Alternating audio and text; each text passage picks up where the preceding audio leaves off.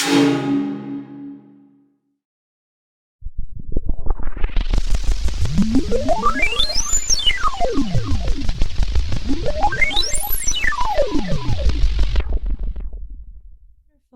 right, well, let's get started. Again, if you just came into the room, we'd love to know a little bit about you. So even if you want to tell us, maybe what grade levels you work with, what your role is, we'd love to know. And then that way we can kind of customize some of the things we do for you all. And I'm so excited, Brandie, aren't you, to see what not just a national, but a global audience coming together to share. And shout out to Scott, who's going to know a lot about this program, but hopefully learn some new things today too. And thank you for your kind words. We are here to talk about Inside the Black Box, exploring AI and ethics in K-12. And we are representing ISTE's AI Explorations program, which is a grant-funded program through General Motors. And so we're really excited to share with you. I am Nancye Blair Black, and I am the project lead for the AI Explorations program, and also one of the authors of the totally free hands-on AI project for the classroom guides that we're going to share about those resources today, and where you can start applying right away the things that we talked to you about with ethics and AI. So I'm really excited to be here with you. And I have one of my dearest friends and incredible education leaders, Brandie Wright, with me here as well. Brandie. Hi, again, good afternoon. So as Nancye said, my name is Brandie Wright, and I am an AI exploration course instructional coach. But guess what? I started off as a pilot student about 5 years ago. And so I just love the program, have gone through it, really love the resources. So I actually became an instructional coach. Currently, I am a full-time teacher at Yellow Hab in North Virginia. And so again, just really glad to be here for you guys to learn all the great resources. There's a lot of talk about AI, but AI and to know really what does this mean to you as a tutor, right? All the way from Nigeria, as an instructional coach, as a classroom teacher. So we just hope that you are just as excited as us. Yes. And if you're not familiar with ISTE's AI Explorations program, as we mentioned, it is grant funded. So most of the things that we do are offered for free, either providing scholarships for the ISTEU AI Explorations 15-hour course on AI. That has now been offered for 6 years. So while a lot of people thought ChatGPT, AI just showed up, no, we have been doing this work, Brandie and I, for 6 years now, and developing resources to support educators. In fact, over 2,000, we're actually getting close to 3,000 educators now have gone through the AI Explorations course with ISTE. We also provide an ongoing webinar series, the guides that we're going to show you today, and other resources to support educators with artificial intelligence in education, and to prepare your students for the future and really how to thrive academically and in their future careers and civic life. So we're really happy to support you in that. And I see another Suzanne, wonderful, came through our course. That's great. It's again so great to see some familiar faces popping in today, and I'm sure you all are spreading what you've learned, and that always is exciting to us as well. You can find out more about our program. We're going to drop a couple of those program links in here. One great way to find out what we're doing with AI at ISTE is on the ISTE page, on the AI page, iste.org/AI. Another place where you can find out specifically about our program is ISTEAIexplorations.org. So I just dropped both of those links in there. So you can go there, explore, see information about upcoming webinars. We plan to offer a scholarship cohort again for the course in the spring. And I'll share one more link in a couple minutes as well, where you can sign up for our PD mailing list. So if you want to be notified when applications come out for scholarships, those kinds of things, we'd be happy to send that to you as well. Now, jumping into ethics, one of the reasons that this is such a hot topic is that you cannot open up any app, any newspaper, any news source, social media without seeing headlines about AI now. We, in fact, had the first robot citizen who, when set loose, said that its goal was to destroy humans. And so, yes, that did happen. But it was a misspeak. That is not the goal. We are not in a Terminator movie, at least not yet. But there are lots of things going on where we see that algorithms are impacting people in everything from housing to just everyday functioning in everyday life. So, there's a lot of different ways AI is showing up, and especially in education. But what's amazing is it's not all bad. So we see things like the United Nations, UNESCO, talking about the potential of AI education even 5 years ago, with personalization in being able to really meet our students' needs. And so we have this balance, but for us as educators, we really do have a critical role in making sure that AI technologies are implemented equitably, ethically, and effectively in education. The 3 E's as I talk about them. And so we're going to kind of dig into what that looks like today. So Brandie. Absolutely. So what do you think ethics mean? It comes to AI. We'd love for you to just drop this in the chat. Even as teachers or educators, we may already have a preconceived notion of just what ethics in general means. But as Nancye was talking about, we're seeing this every day. So what does ethics mean to you when it comes to AI education? We're going to give you kind of like a textbook definition, but as we go throughout this session, hopefully you will get a better understanding around what is the lens that we need to be looking at, you look through when it comes to artificial intelligence. So ethics, it affects our daily decisions, but as educators, it affects how do we teach our students? How do we teach them to learn? How do we teach them to embrace these new technologies? So again, if you could just drop in the chat, what do you think it means? There's no right or wrong answer. We're just trying to kind of gauge just your pulse on what do you think about this topic? So Tashim says a responsible use of AI. Excellent word, responsible. So I talk to my students about that all the time, about being responsible. And because in technology, not just AI, but technology in general, do you guys remember a few years ago when schools were going one-to-one and everybody was so we didn't have the internet use policies, but all of a sudden we had to have an acceptable use policy to teach students how to be responsible with the device that we were putting in their hands. Now it's not just the device that we're putting in their hands, such as a Chromebook, but now it's just what's happening everywhere they go, whether it's Google, whether it's, even a resource, a book, or whether it's social media. So how do we teach them how to actually be responsible in what they're seeing, and do they really want to believe everything that they see? So Nancye's going to go into the textbook definition, as you can see here on the screen, for ethics, which means moral principles that govern a person's behavior or the conducting of an activity. All right. So, I always love, it's that like classic thing right to the beginning of PowerPoint. Let's throw a definition on the screen. But I think we do need to kind of ground ourselves in something so that we can move forward and expand upon that thinking. So sometimes when people hear ethics, we get a little nervous, especially at the idea of teaching about this in schools. But what we're really saying is, what are the principles that are governing those decisions? And we find that around the world, there are a lot of different ethical systems used in different cultures and different priorities. And so, these are great conversations that are really about critical thinking with our students and helping them to be good digital citizens. And it does look a little bit different in different areas of education. So I'm going to drop some resources, a couple of resources here to get you started. Actually, and the third link isn't coming up, but because there are 2 different pieces. So there's thinking about ethical design and implementation of AI instructional and administrative tools. So that might be things like ChatGPT that maybe is being used more by you as an educator or a teacher, and thinking about the ethics around those tools, thinking about how does your school or your district make decisions about bringing AI into the school, or who gets access to those tools, and whether they're working for all students, right? So that's what's really coming into play here in the first piece.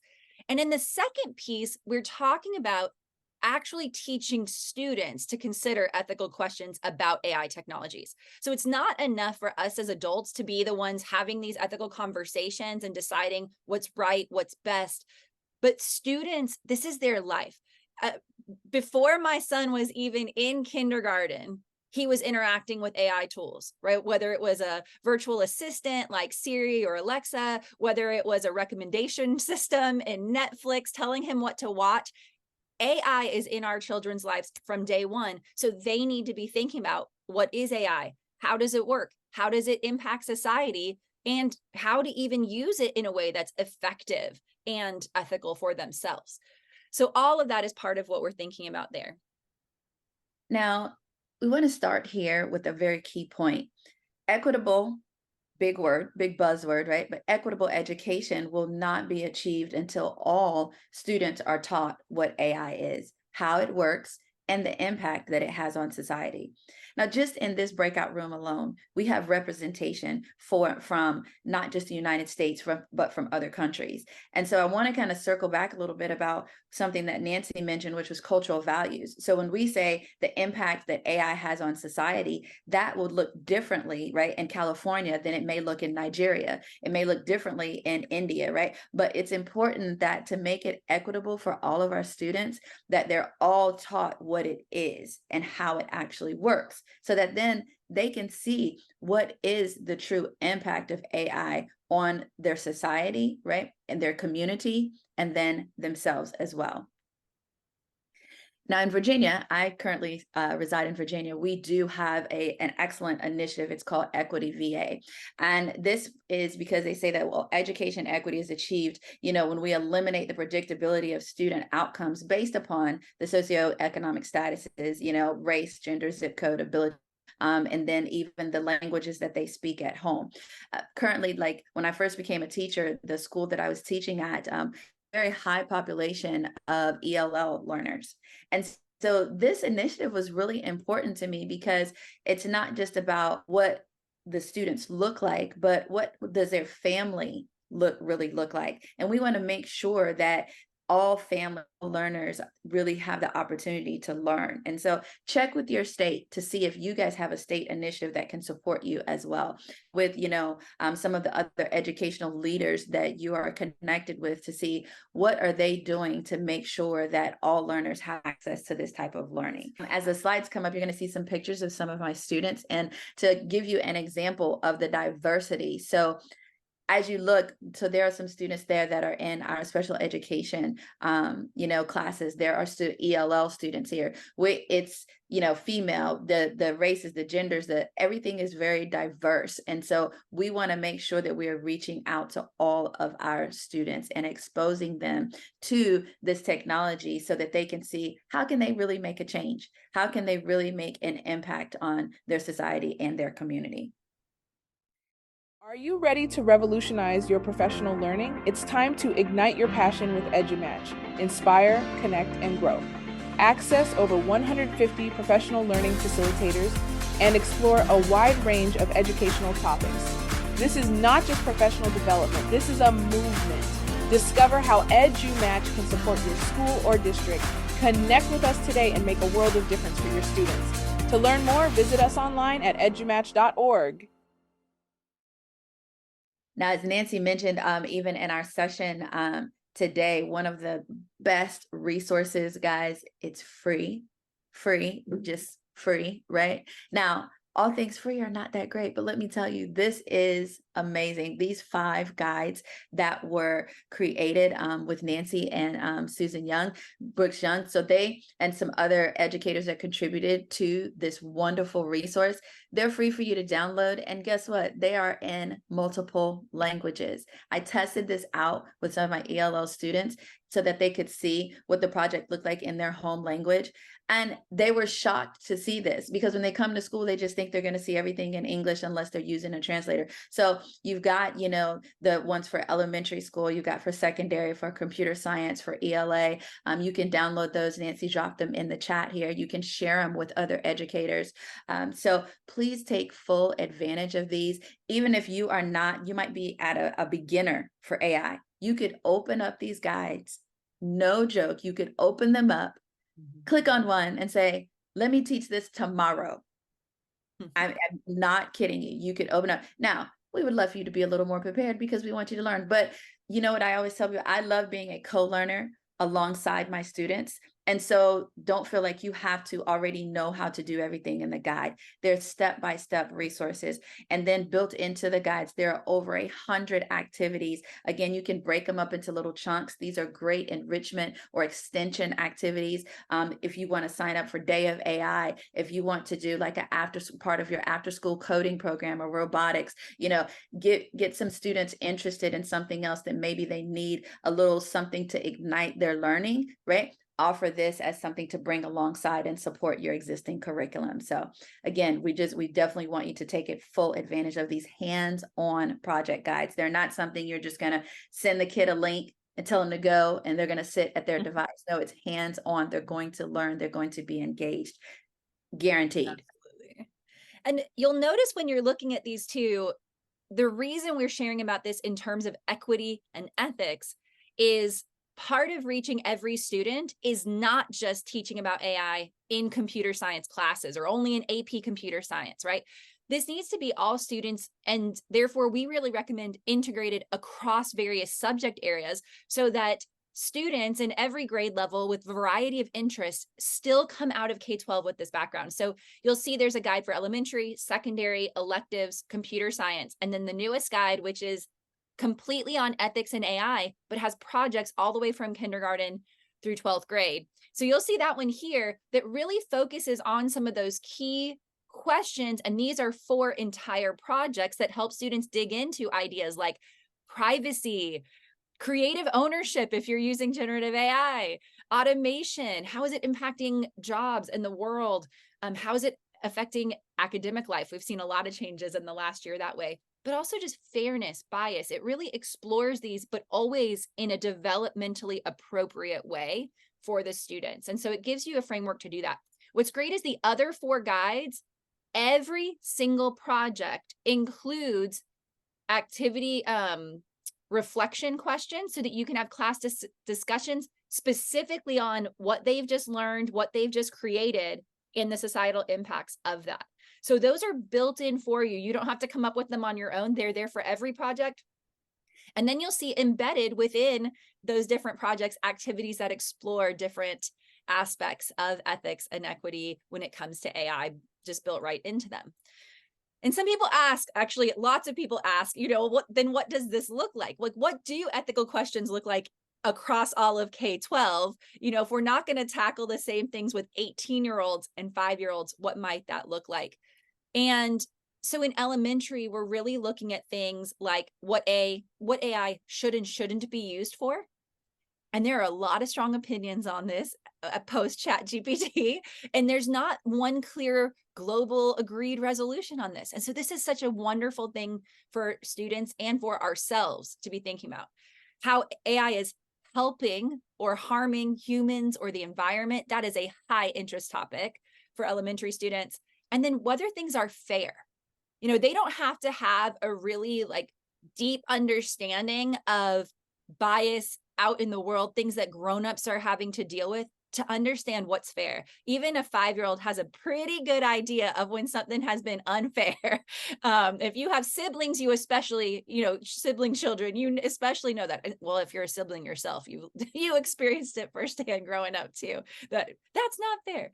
But they're really able to explore this. And so we start with those kinds of ideas, and our kindergartners are able to think, well, what if we were going to have a game day at school? Would it be fair to only let one class in the whole school decide? If we created a survey, we asked one class, is that fair? What if we only asked the boys? Would that be fair? What if we only asked the second graders? Would that be fair? And really thinking about these ways, how do we make sure everyone is represented, but in this way that's so accessible for all students? We're staying out of the political fray, we're staying out of these other things, but we're teaching them these really vital skills and having these amazing conversations with students at a level that's appropriate for them and that they really get. As students, other elementary students, what AI does well and does not do as well, it really helps students to think too, is this working well? Maybe yes. Is it working well for everyone? That's a different question, right? So different things that they're, thinking about as elementary students. Now, as we get to secondary students, we definitely want to get into those gray areas. They should be thinking about diverse ethical lenses. So think, how do different cultures see these same questions? What are the trade-offs? Sometimes we know that there are harms, but we decide it's worth it because of the pros to some particular technology. And then even some of the moral dilemmas that come up. So there's a project on AI in the 21st century worker, and this looks at how AI is impacting, changing some jobs and careers completely, eliminating some, but then creating some new ones. But also they get to explore what happens when AI is the one vetting college applications or job applications and making those decisions. And that is going to impact them right away. So they can explore that in this project. And I always tell people, if it's late to the game and you have juniors and seniors and they never got any AI training, start with this project. At least send them out into the world with this one project where they understand how AI is impacting those really upcoming things in their life. We also have another project using AI for robotic motion planning. This one is really fun for students getting into those moral dilemmas.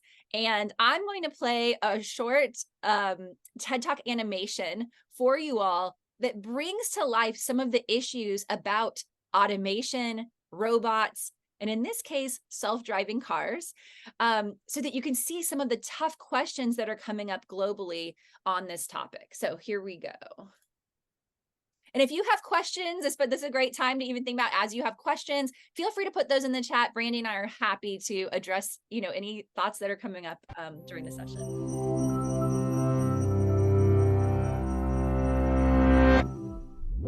This is a thought experiment.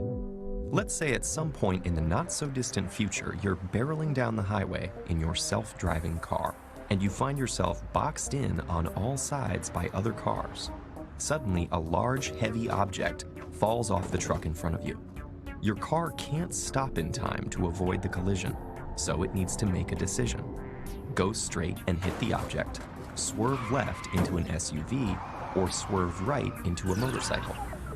Should it prioritize your safety by hitting the motorcycle, minimize danger to others by not swerving, even if it means hitting the large object and sacrificing your life? Or take the middle ground by hitting the SUV, which has a high passenger safety rating? So what should the self-driving car do? If we were driving that boxed-in car in manual mode, whichever way we'd react would be understood as just that, a reaction, not a deliberate decision. It would be an instinctual, panicked move with no forethought or malice. But if a programmer were to instruct the car to make the same move, given conditions it may sense in the future, well, that looks more like premeditated homicide. Now, to be fair, self-driving cars are predicted to dramatically reduce traffic accidents and fatalities by removing human error from the driving equation. Plus, there may be all sorts of other benefits: eased road congestion, decreased harmful emissions, and minimized unproductive and stressful driving time. But accidents can and will still happen, and when they do, their outcomes may be determined months or years in advance by programmers or policymakers. And they'll have some difficult decisions to make. It's tempting to offer up general decision-making principles like minimize harm, but even that quickly leads to morally murky decisions. For example, let's say we have the same initial setup, but now there's a motorcyclist wearing a helmet to your left and another one without a helmet to your right. Which one should your robot car crash into? If you say the biker with the helmet because she's more likely to survive, then aren't you penalizing the responsible motorist? If instead you say the biker without the helmet because he's acting irresponsibly, then you've gone way beyond the initial design principle about minimizing harm, and the robot car is now meting out street justice. The ethical considerations get more complicated here. In both of our scenarios, the underlying design is functioning as a targeting algorithm of sorts. In other words, it's systematically favoring or discriminating against a certain type of object to crash into. And the owners of the target vehicles will suffer the negative consequences of this algorithm through no fault of their own. Our new technologies are opening up many other novel ethical dilemmas. For instance, if you had to choose between a car that would always save as many lives as possible in an accident, or one that would save you at any cost, which would you buy? What happens if the cars start analyzing and factoring in the passengers of the cars and the particulars of their lives? Could it be the case that a random decision is still better than a predetermined one designed to minimize harm? And who should be making all of these decisions anyhow? Programmers? Companies? Governments? Reality may not play out exactly like our thought experiments, but that's not the point. They're designed to isolate and stress test our intuitions on ethics, just like science experiments do for the physical world. Spotting these moral hairpin turns now will help us maneuver the unfamiliar road of technology ethics and allow us to cruise confidently and conscientiously into our brave new future. EduMatch Publishing is dedicated to inspiring a love of reading in children one story at a time. Our books are designed for all ages and are written by educators for all students. Our goal is to transform your home or classroom into a world of reading, where students can explore and learn. As the publishing branch of EduMatch, we're proud to offer books that are created by experts in the field of education. Order your books today and start a new tradition with the special kiddos in your life. Visit our website to learn more. So you can see in this video, it's just a little trickier than sometimes at first it seems, because statistically, we know that if we move in the direction of more and more self-driving cars and we use those technologies, it will save lives over time. But figuring out how to get there ethically and deciding as an entire human race or even in a local culture what those decisions should be is a lot trickier. So we think, these conversations should be just part of what they're learning. So if students are learning coding, they're learning robotics, they're in computer science, and they're learning about robotic sensors, how do robots perceive, they're learning about motion planning algorithms, they need to also be having these conversations about how do we decide how it moves, right? Not just avoid obstacles, what if you can't, right? So this is a big piece of the equity, because students start to really consider, well, how do we make sure that these algorithms are fair for everyone, that they equitably operate in the world? And if they can understand that with a self-driving car, they can start to understand that with facial recognition software. They can understand it with algorithms that accept students into college. They can understand it with housing algorithms, all these different things that are really making headlines because of these different biases that show up. Yes, and I wanted to jump in really quick to give just my feedback on, as a teacher, if you guys notice these hands-on guides to activities, it is not one way or the other, meaning that you can have these discussions in an English class.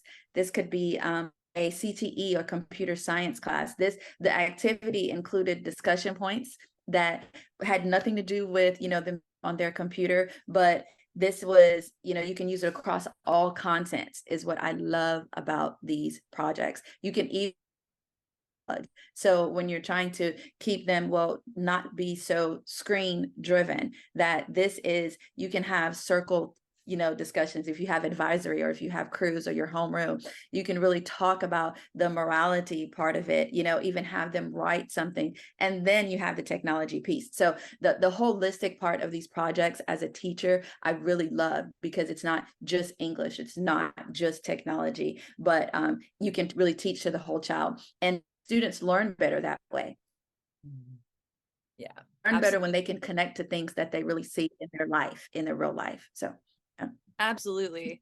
And it brings us, right into lens number 2, what we want you to take away, which is all AI technologies are developed by humans.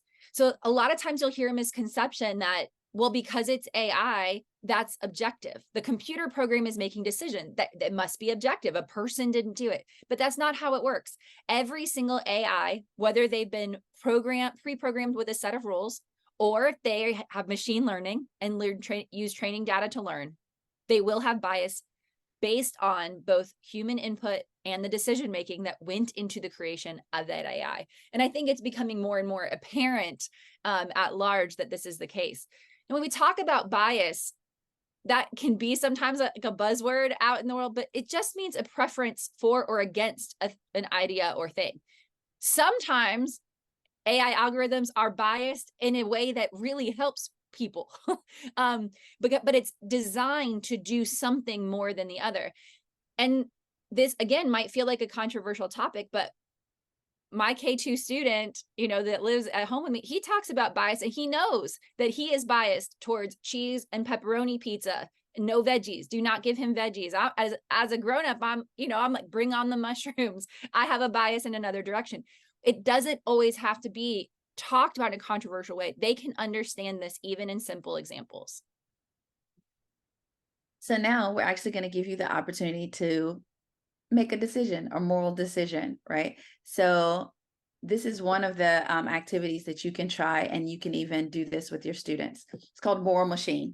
So I think, and we'll drop this in the chat as well, but you have a few scenarios. When you go to the website, they'll say, you can start judging, quote unquote, judging, basically saying, which one do you think the AI, which would you choose? So just like in the video, they said, there was coming an ongoing crash or oncoming crash, what would you do? So this particular one, you see the two different scenarios. So description here, in this case on the left, so I chose this one basically based upon age. It says that the self-driving car will sudden brake, they'll have sudden brake failure and will continue driving ahead and drive through a pedestrian crossing.